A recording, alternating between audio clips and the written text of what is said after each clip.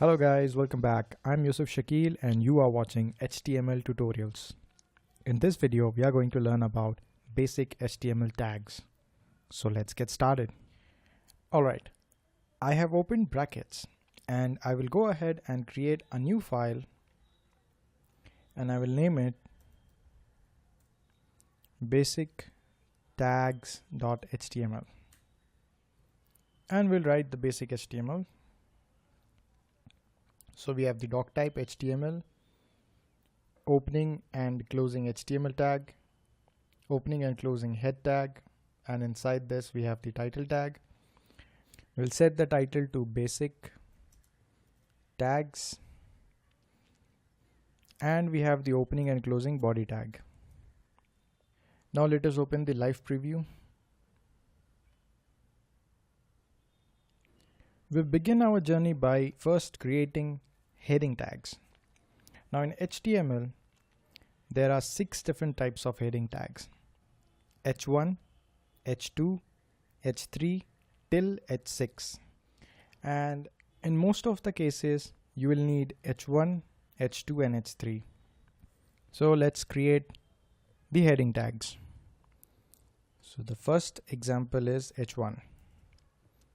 So we'll write heading H1.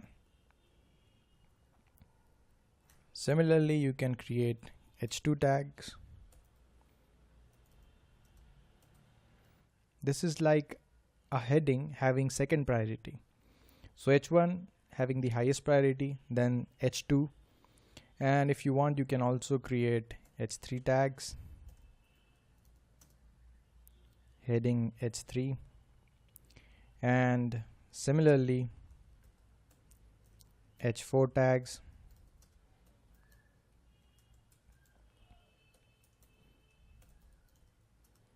H5 tags,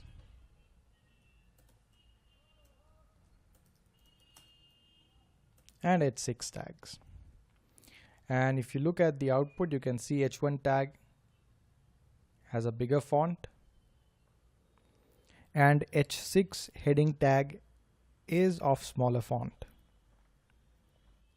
The heading tags are block elements. That is, they take up the entire width and they have a new line before and after them.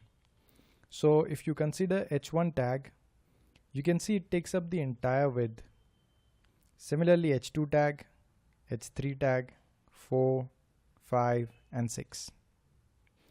The next tag that we are going to talk about is the paragraph tag. And as the name suggests, it is used to create paragraphs. So to create a paragraph tag, we use the P character. And we can write, this is a sample paragraph. A paragraph tag is also a block element. So if we create a new paragraph, this is the second para. You can see it takes a new line and occupies the entire width. Similarly, we can create another paragraph and write some random text like so.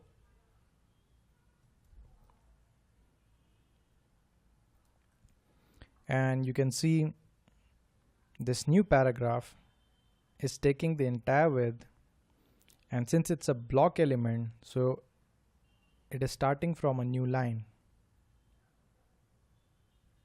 The next tag is used to create horizontal line and it is called the HR tag.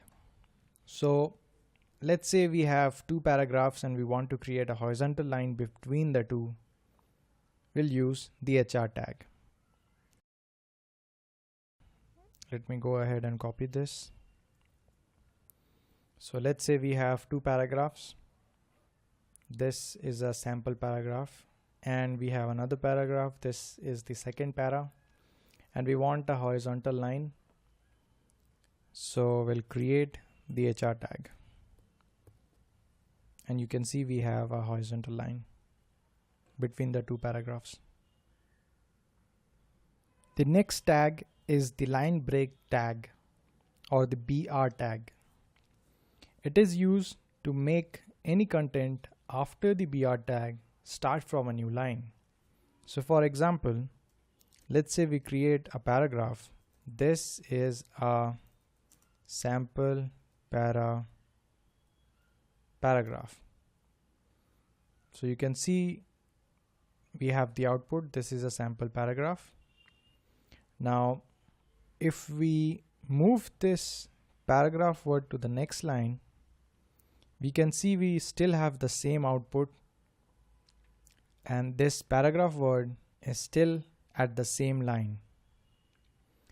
Now, in order to move this paragraph word to the next line, we use the BR tag, because in HTML, even if you add multiple white spaces, HTML will still count them as one space. So in order to make this paragraph word appear at the next line, we use the BR tag. And now you can see the word paragraph starts at the next line. The next tag that we are going to talk about is called the code tag. It is used to display code in our web page. So let's say we want to display a JavaScript code in our web page. So we'll write code, and inside this we can write, let's say, console.log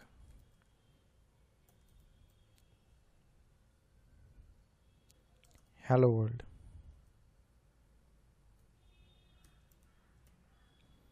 So you can see we have this output console.log hello world. And similarly, we can also show another code, and let's say this time we are going to write, say, var name equal to Yusuf Shakil. So you can see the code tag is not a block element. So the next code that we have written, var name equal to Yusuf Shakil, it starts right after the first code. So in order to bring the second code element, that is the opening code tag, the content, and the closing code tag, after this first code element, we'll use the BR tag. Now you can see the first line of code and the second line of code are now in a separate line. The next tag is the pre tag or pre-formatted tag. It is used to preserve the formatting of the document. Now, as I mentioned earlier, even if we create multiple spaces between two words, or we give multiple new line between two words, HTML will still consider them as one character. For example, if we create a paragraph and we write this, you can see the output. This is a sample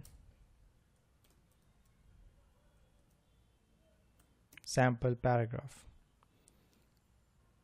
So we have written this is a sample paragraph in 3 lines, but you can see the output is in a single line. So in order to preserve the formatting, we use the pre tag. So let me go ahead and create a pre tag, and this time if we write this is a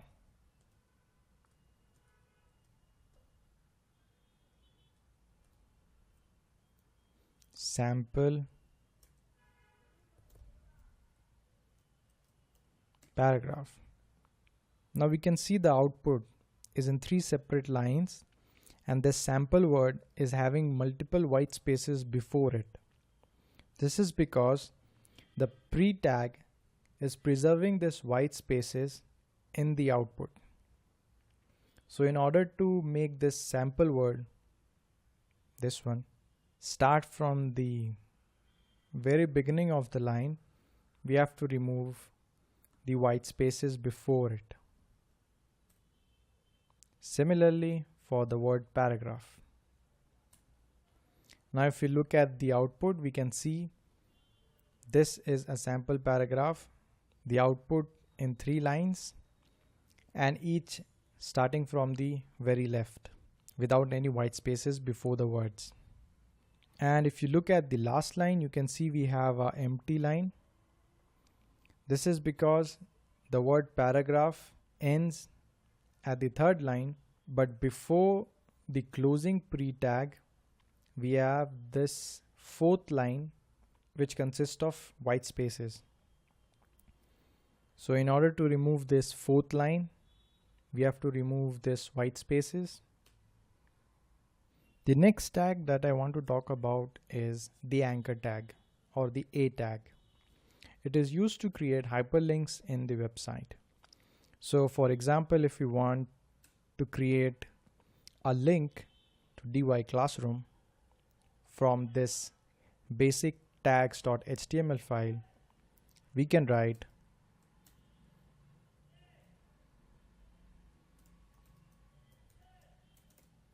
dyclassroom.com, and we can give this anchor tag an attribute href, and then we can set the href value to https www.dyclassroom.com. So you can see we have this link or the anchor tag, and it is pointing at DY Classroom website. So if we click on this, it will take us to the DY Classroom website. And now let us talk about the image tag or the IMG tag. So in order to show image, we use the image tag. So in this example, let me go ahead and create an image tag. And this image tag takes an attribute src, and the value of src attribute is equal to the path of the image file. In this case, I'm going to set the src value to DY Classroom logo. So I'll paste the link of DY Classroom image, and now if you see the output, you can see the logo of DY Classroom website. Now an interesting thing that we can do with an anchor tag and image tag is to create a clickable image, a hyperlink image. That is an image which will take us to some other website or another page when clicked. Now if you look at this image tag, it is just a simple image and nothing happens when we click on it. Now in order to create a hyperlink image, all we have to do is create an anchor tag, and inside the anchor we create an image tag, and we set the href of the anchor tag to the URL where we want to redirect, in this case dyclassroom.com, and we set the image src to the image we want to use, in this case the logo of DY Classroom. So now you can see we have an image tag inside an anchor tag. So this image is now clickable. It is now a hyperlink image, and when we click on it, it will take us to dyclassroom.com, like so.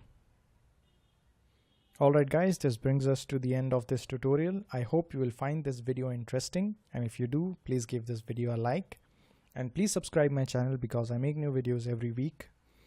And guys, I'll put the important links in the description.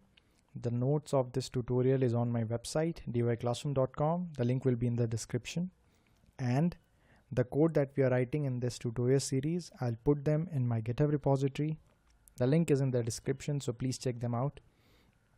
Alright guys, thank you so much for watching. I'll see you in the next video, and like always, stay happy and keep smiling. Bye.